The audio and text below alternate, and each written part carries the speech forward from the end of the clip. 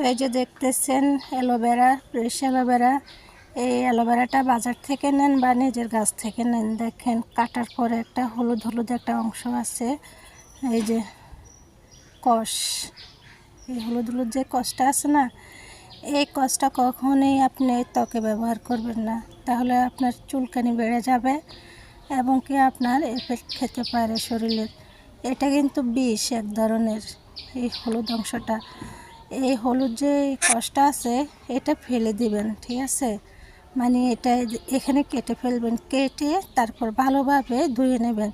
ধোয়ার পর তারপরে ইউজ করবেন, যে অ্যালোভেরাটা বের হয় ভিতর থেকে সেই অ্যালোভেরাটা ইউজ করবেন।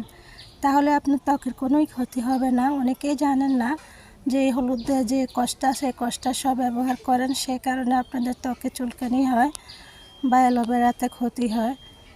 যদি আপনারা এটা ফেলে দেন তাহলে কোনোই ক্ষতি হবে না।